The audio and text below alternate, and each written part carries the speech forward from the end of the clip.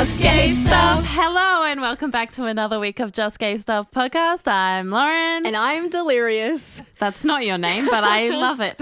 That's Jess, everybody. I'm Jess and I am Delirious. You are. I feel like we've been running a marathon for the past however many weeks now. Yeah, it's been marathonic. Yeah, marathonic. I don't know. Is that I an don't know. adjective? I'm out of breath. It feels like I've been running forever. Well, I mean, don't like, know anymore. You went to China, then you were home for like a few weeks, then I went to Japan, then I came back, and then we're both busy doing some secret stuff going on. We've got like those big changes happening in our adult lives where we really, really want something and it's up to other people to help us get it. And so it's really hard. We're trying our best.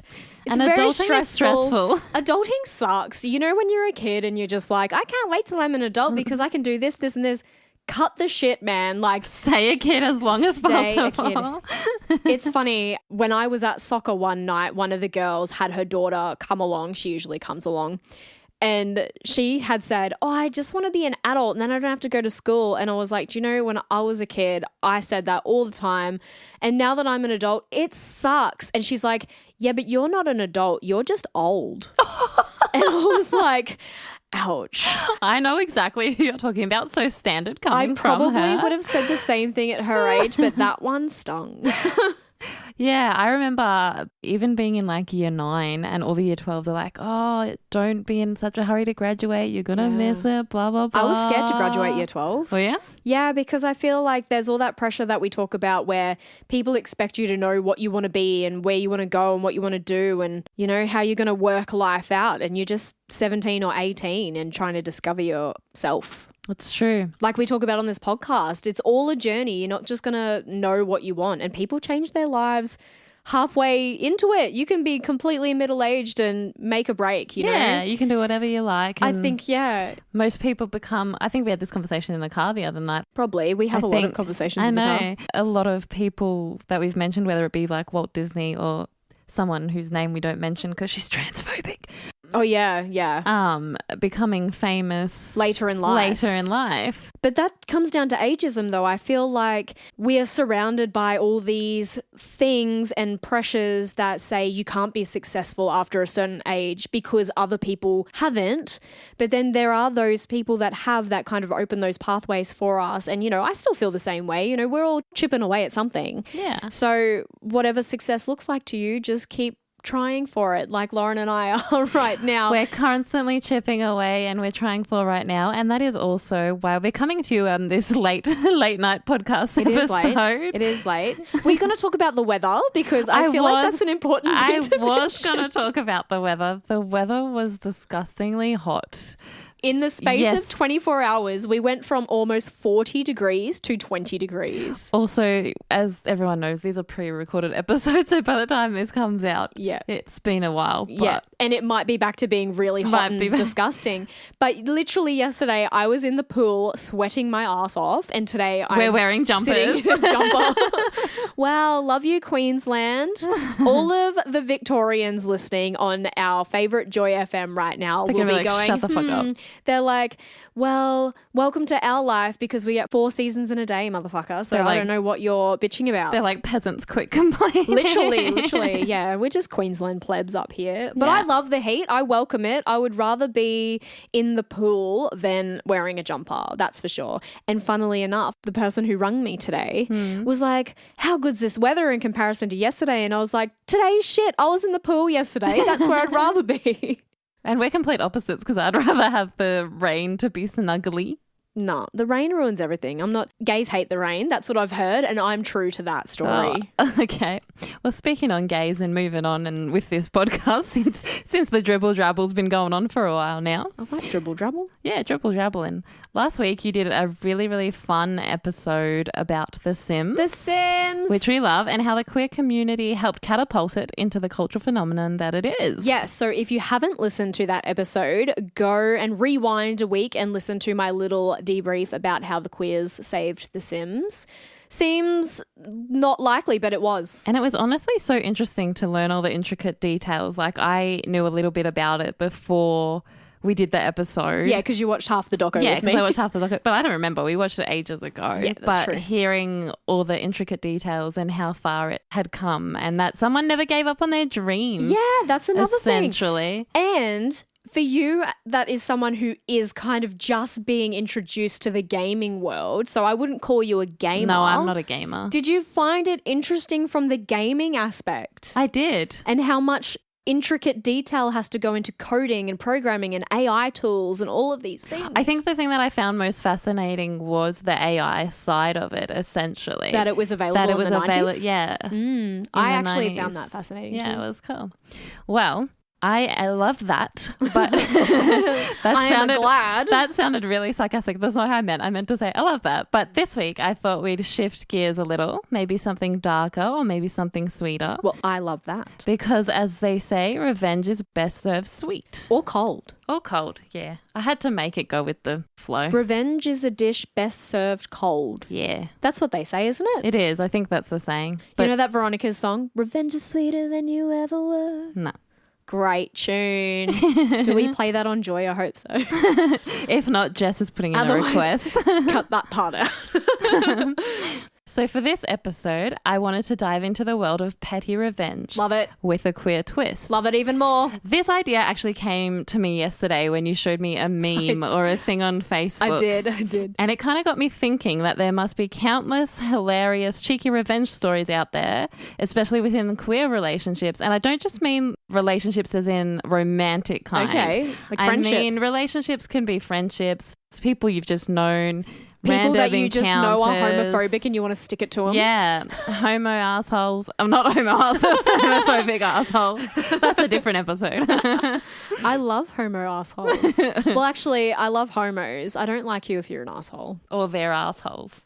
I mean, I'm indifferent. I'm open to a lot of things. We talk about sexual fluidity all the time. So, I don't judge. That's true. So, Jess, to kick things off, I'm going to ask you, what is the pettiest revenge you've ever pulled, if you have ever pulled any? And this could be from you could be like a kid or anything. No, actually, I do have a queer revenge story. Ooh, lay Okay. it on us, baby. So let me say it wasn't 5 years ago. It was longer than that. How old were you? I think I might have been 24, 25. All right. Anyway, so a friend of mine at the time wanted to buy a cafe, and her and her mum bought the cafe together, and there was this girl that worked there with us who had openly been like, ew, these two dykes are going to be running this place.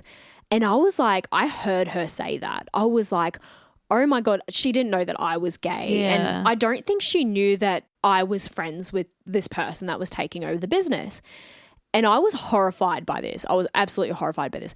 Anyway, Were you out already at this time? I was out, but I hardly worked with her. Yeah. So she just would have known less about me. Sure. Anyway, so she'd made these comments about my friend and her mum at the time, and I thought it was disgusting.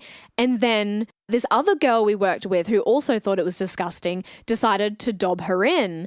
And so it was funny because she had then gone to them sucking up that she really needed the job. She hoped she kept her shifts, and she was really excited for the direction that this shop was going to go.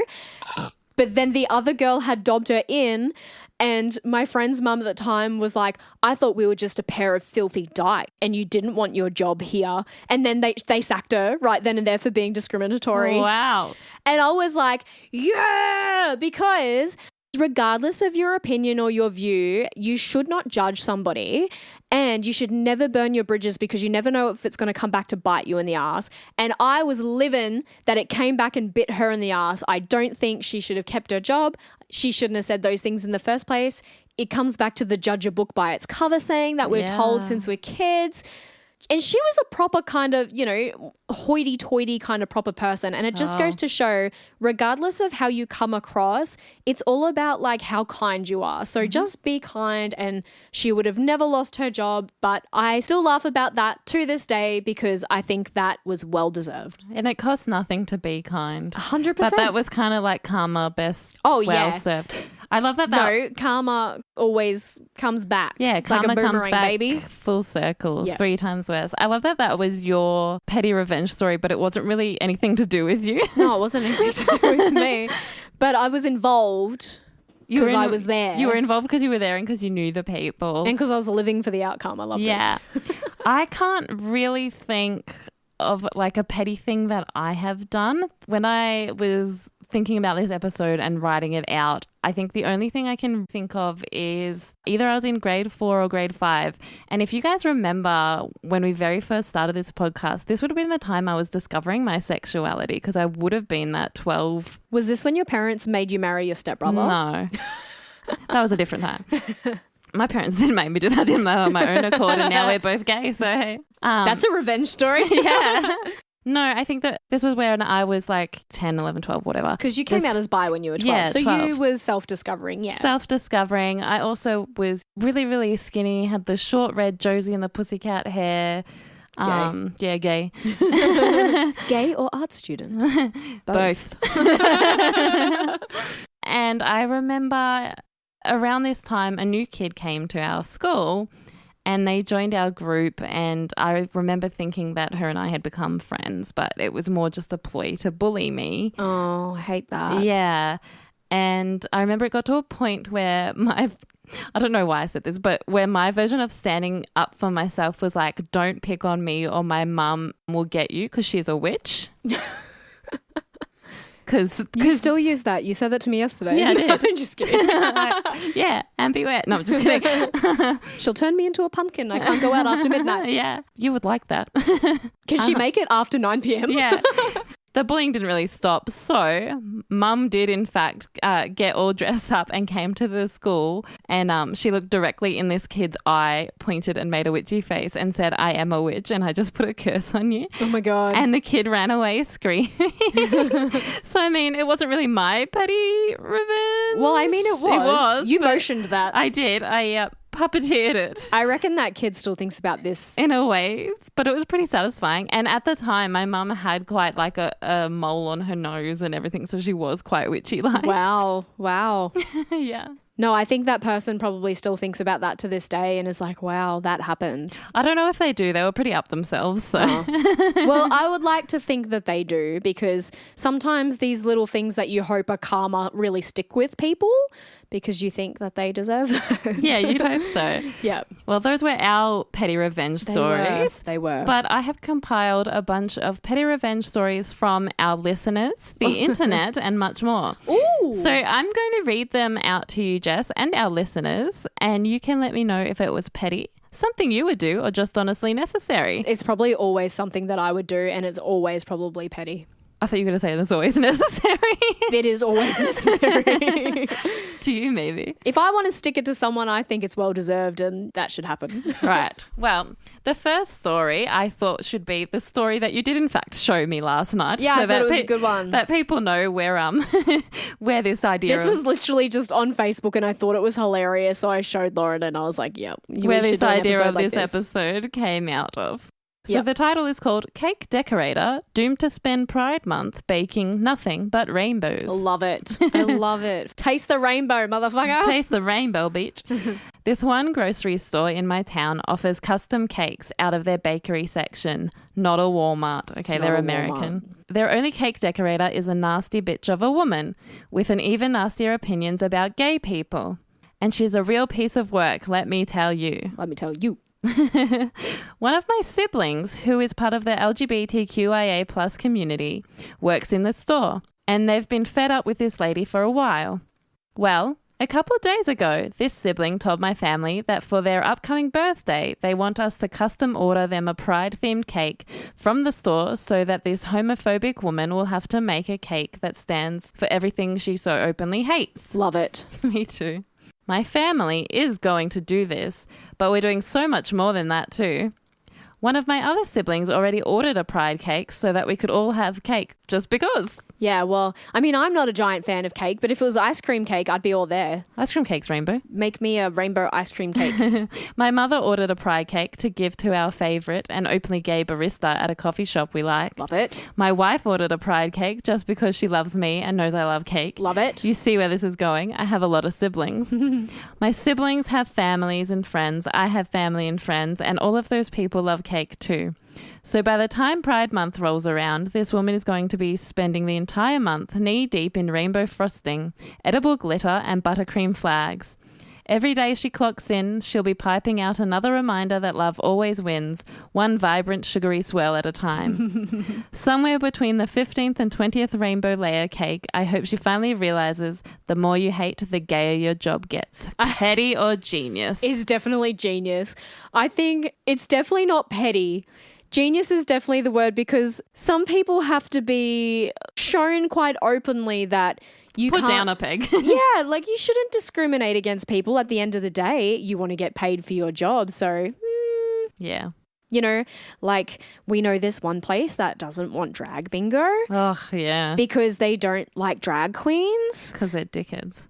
And I'm just like, but do you want to make money? Because No. so many people will come to your place if you have drag bingo. Anyway, They don't want to make money. Anyways, we could be petty and we could send a drag queen there for a party. we could. Except I don't want to give them my money. I also don't want to make the drag queen feel bad. They won't. They'll be living. Drag queens are living. Living all for the time. shady. Yeah. Right. Story number 2. We're calling this one digitally deleting. Wait, let Done me a say lot that of again. that in my life. Digitally deleting. Done a lot of that. All right. We were together for 6 years. 6 years of the same couch, same morning coffee, same dumb TV shows. She was my person, knew how I liked my bagels. That's very specific. Which one of my friends annoyed me? All of that. I honestly thought that meant something. Well, I mean, it does. Then one day we got into this stupid argument, the kind where you start fighting about nothing and end up saying things you can't take back. She looked at me dead in the eye and said, I haven't loved you for 2 years. Oh, Ouch, I felt yeah, that. Yeah. Just like that, no emotion, no tears, like she was reading it off a grocery list. Don't like that. No.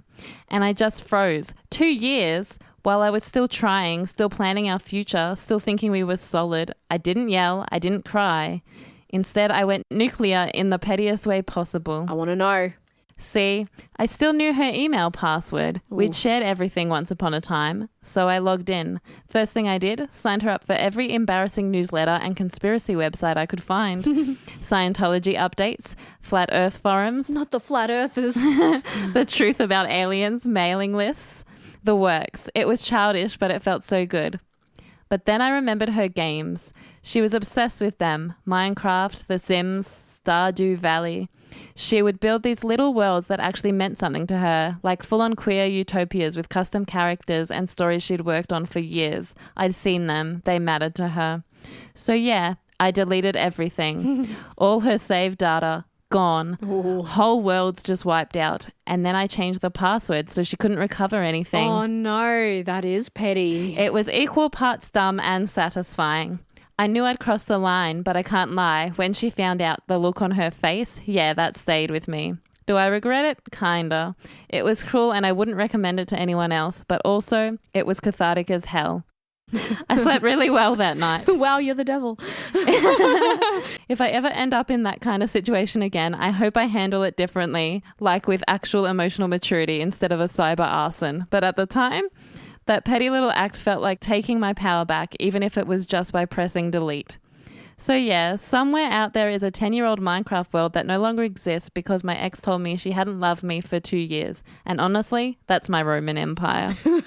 That is pretty hectic. That was petty. As a gamer, that would hurt my soul. But then at the same time, I don't think I would ever tell someone I haven't loved them for 2 years of us trying to be in a relationship. I think that's pretty harsh.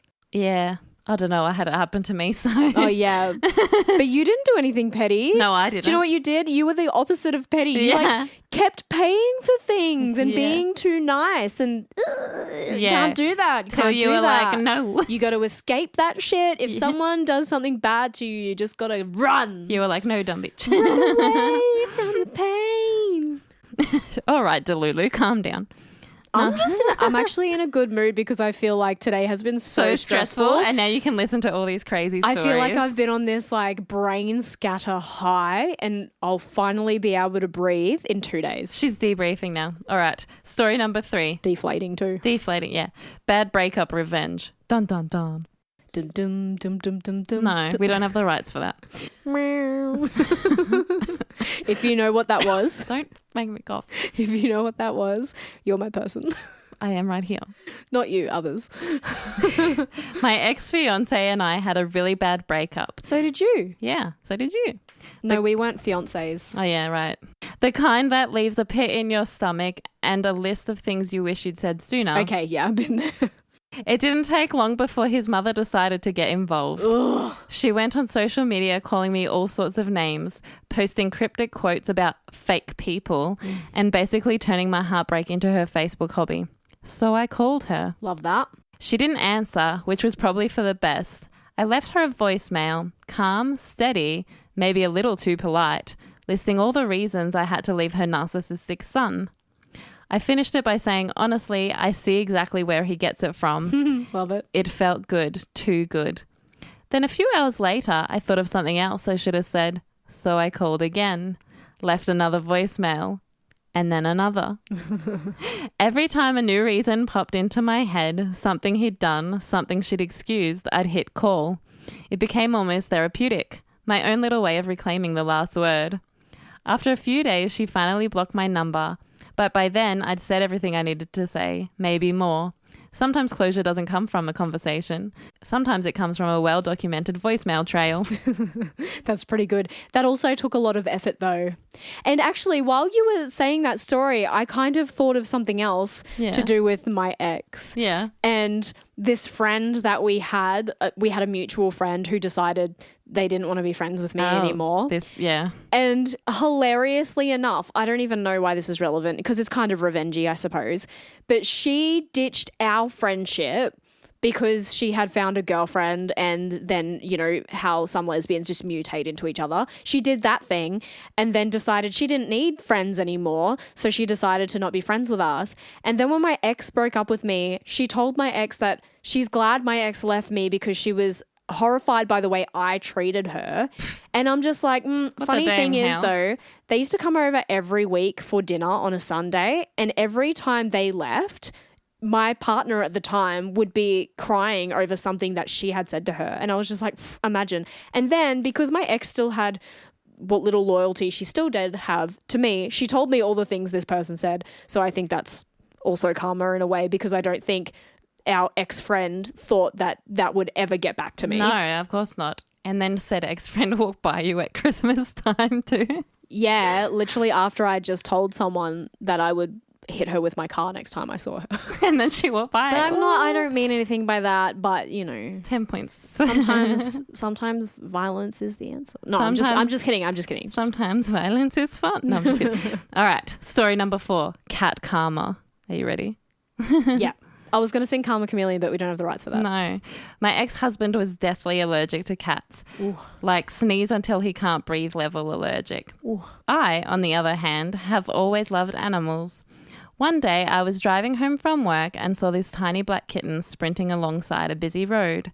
She was dirty, scared, and meowing like her life depended on it. That's so sad. I don't like when animals are hurt. Obviously, I had to save her. Obviously. I brought her home, cleaned her up, and gave her a little saucer of milk. Don't come for me. I didn't know better back then. Yeah, we've all learnt things since. Yeah. She instantly purred and followed me everywhere. I named her Luna. That's not very original, but maybe you were the first. I don't know. Now, my husband at the time, not thrilled, he immediately started complaining. You know I'm allergic. You can't keep that thing here. It's not a thing. It is a living, breathing animal that just wants to love you. Although it is a cat, so maybe it doesn't want to love you. But if it was a dog, it would just want to love you. Yeah. But I wasn't about to throw a helpless kitten back on the street. No way. So I compromised. Luna stayed mostly in the spare room and away from our bedroom. I vacuumed constantly, used air purifiers, the whole deal. But here's the thing. My ex was a massive jerk. Aren't they all? Like emotionally manipulative, gaslit you until you think you're the problem type of jerk. Oh, yeah. Well, then fuck him. So whenever he'd say or do something that really pissed me off, like belittling me, forgetting our anniversary, or leaving his dishes right next to the sink, I'd get this tiny little spark of chaotic satisfaction. Where you put the kitten on his pillow. I'm getting there. And that's when I started my secret petty revenge. When he'd finally leave for work, I'd scoop Luna, give her all the pets and love she deserved, and then casually rub her soft little face all over his pillowcase. I knew it, but I was expecting you to say soft little butt. Like a mini fur-powdered voodoo ritual.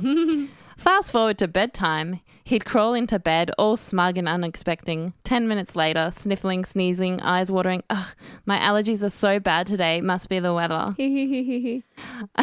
What kind of laugh was that? I'd just lie there next to him, stroking Luna in my mind, trying not to laugh. This went on for months. He never suspected a thing. Luna, meanwhile, became my best little companion. Of course she did. She always knew when I was upset, curling up next to me like, don't worry, I got you, human. Of course she did. Eventually I left him for much bigger reasons than cat hair, and Luna came with me. She's still living her best spoilt life, and every now and then when she curls up on my pillow, I can't help but smile because Karma's got claws. Kitty's got claws. Kitty's got claws. I love that, and I saw that coming. Did ya? I'm also allergic to cats, so don't try that shit with me. I won't, but you've been all right with Georgie. Yeah. We haven't spent that much time with him. We really haven't spent that much time with Georgie. When we first started dating. Yeah, I would just have to get on the antihistamines. All right. I'm sorry, this is another animal one, but it's okay. Is this like a trigger warning for animal lovers? This better not be bad. It's a little bit of a trigger warning for animal lovers. Okay, I'm ready. I'm ready. Let's get it over and done with, please, Lauren. He let his dog suffer, so when I left, I took her ashes with me. Oh, that hurts already. I know. My ex-husband had this beautiful brown, long-haired dog, the sweetest girl. Toward the end of her life, she started getting really sick. I begged him to take her to the vet to let her go peacefully, but he refused. He kept saying she's fine, even when she could barely stand or eat. I hate that. Me too. I had to sit there and watch her die slowly because he wouldn't take her to be put to sleep. I knew if I tried to take her myself, he'd kick me out. He controlled all the money and everything in our lives. Can we just stop this pattern where people allow this kind of disrespect? I know it's hard, and I know these people reel you into this sense of security and they love bomb you and all this stuff, but oh my God, we need to stop this. It's so bad. I hate listening to this. Yeah. When she finally passed, I was heartbroken. Weeks later, he came to me and said the vet had called and told him that they concluded that someone had abused her to death. Yeah, you dickhead. Yeah. Then he looked me in the eyes and asked if I had done something to her. The audacity of this fucking man. Narcissist. I was absolutely devastated. I would never hurt that dog. I cried for days thinking I might have missed some sign that she was suffering more than I realized. You didn't, babe. The idea that he could think I'd abuse her, that anyone could, was horrifying. Then, a few days later, I found out the truth. He had been having an affair. Not just that, he had a child with his side piece. Oh, for fuck's sake. That was it for me. I packed what I could, left, and when I did, I took his dog's ashes with me. He didn't deserve her, not after the way he treated her or me. A month later, when I finally got the courage, I called the vet to ask if what he'd said was true. They had never said anything like that. The whole story was just a lie, just another way to punish me for getting in his way of his double life. We're finally divorced now. I still have her ashes, and honestly, thank you, side piece, because without you, I might have never found my freedom. Wow, so he just made up a lie that the vet, because he wanted to blame the other person. Yeah. He wanted to blame his wife at the time because he was having an affair and cheating and neglecting projecting and neglecting the dog. Also, if your dog is not well, it is crueler to let them live. Yeah. Also, I wanted to say, I thought you were going to say that because the dog had signs of abuse, that it was the side pieces and his kid that was abusing the dog. That would have been worse. Yeah, but no, it was just because he was having an affair. So he made it up. And he made it up. But the abuse was the neglect that totally. He kept her living even though she was not okay. Totally. So, yeah, sad. All right.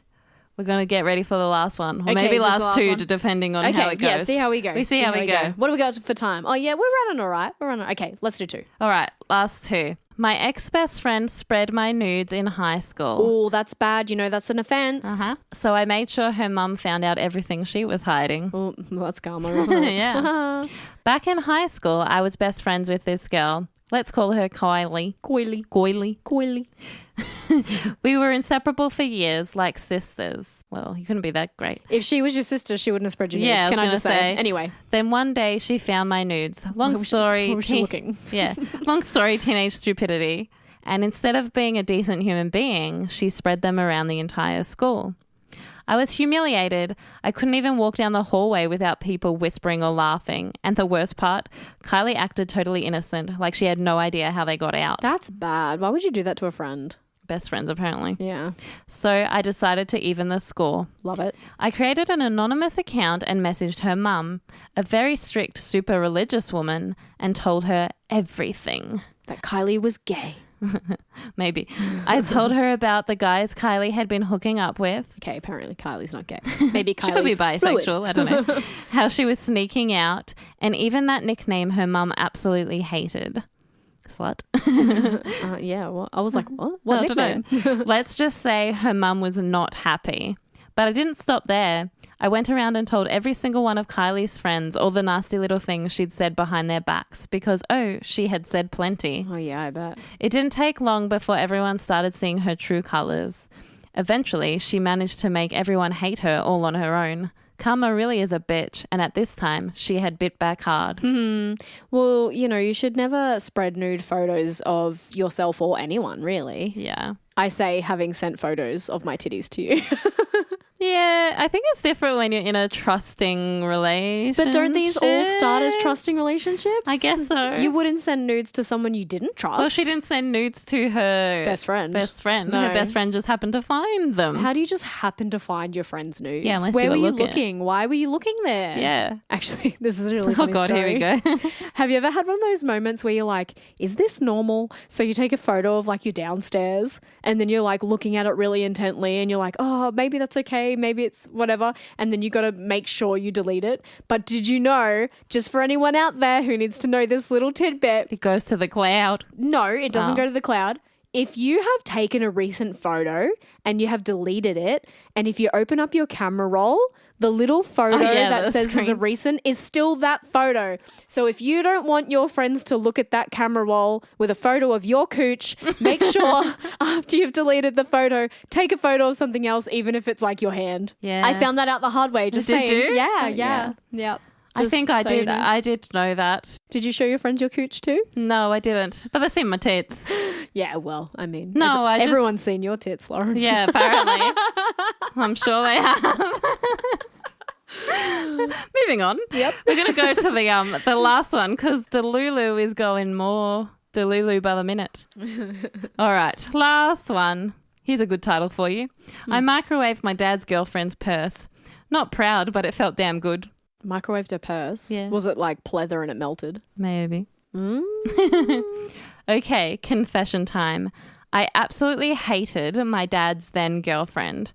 She was petty, mean, and full-on homophobic. Wish all the homophobes would just like Fuck off. fall into a sinkhole. Yeah.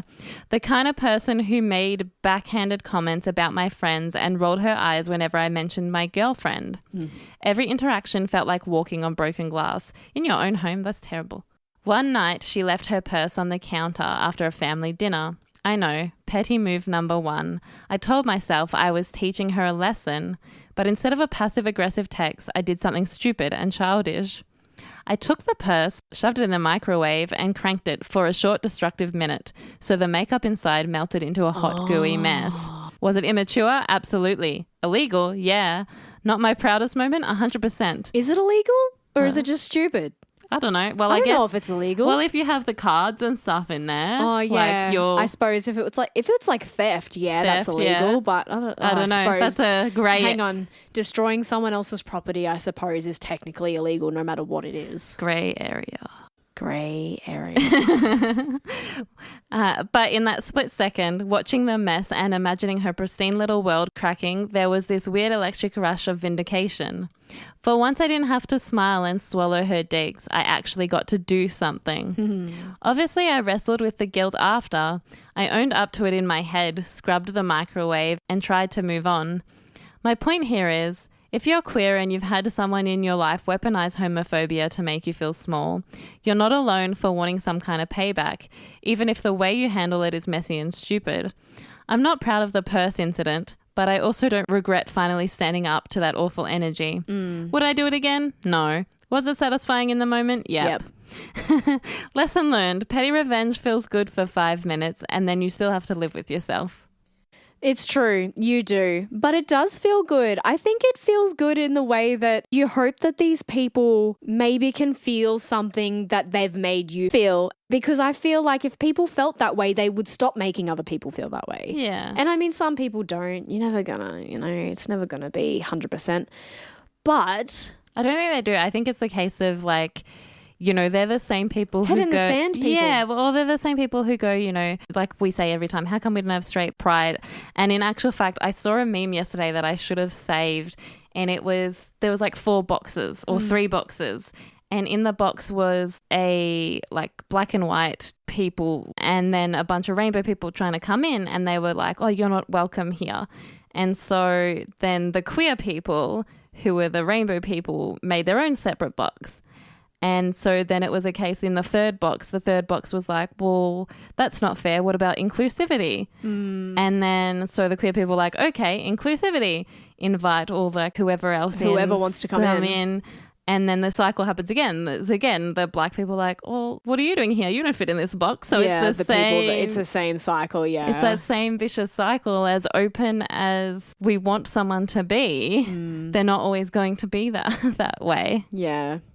Well, I think after those funny, petty revenge stories, I want to end this on a joke. Oh, okay. I saw today. I was not prepared for this. Because you mentioned the word slut. Right. Which is a horrible word. You should never call someone that. Because, if a girl sleeps with 20 guys, what is she? A slut, apparently, according to... And if a guy does the same thing? Legend. No. Oh, what? Gay. Slept with 20 guys. That's a terrible joke. Funny, though. That was so bad. No, it was good. Just like this episode. So thank you, Lauren, for compiling all these petty revenge stories. Do you think they were all petty, or do you think I think some were genius? No, I think some were genius. How many of them would you have done? I would definitely have taken the dog's ashes. You definitely would have done the cake one. Yeah, I definitely would do that. I feel like you definitely, if you weren't allergic to cats, you definitely would have rubbed the cat's... I would have rubbed the cat's asshole. You would have taken the petty to the next level. And I would never put someone's purse in the microwave. No. I maybe would have just like stolen all of her cards and her ID. I'm also like, wouldn't you have ruined your microwave at the same time, like with the metal and shit in it? Yeah, maybe. Depends what kind I think of I purse would you have had. just like stolen her stuff and put it in a place that she thought she would never put it, and then she thought it was lost, and then she'd be like freaking out, being like, oh my God, my stuff's all gone, but it really wasn't. Yeah. I think that would, That makes sense. I wouldn't have destroyed anything. You wouldn't have destroyed property. No. You're not at that level of petty. No. Don't test me though. I could get there. No, I don't plan on it. Well, do you know, I think we should do another episode like this in the near future. I think so too. And if you didn't hear our announcement in the last episode, we will be finishing up Just Gay Stuff podcast at the end of this year and changing us from weekly to seasons. So if you missed that memo because it was in last episode and you haven't listened yet, just know that we will be finishing up on Joy FM 94.9 as well until we get a bunch more episodes, and then we hope to return. And we'll still be here. We're not finishing up for good. We're just changing to seasonal. So changing to seasonal and changing back to socials. As everyone knows who does follow us, we have been very quiet on socials.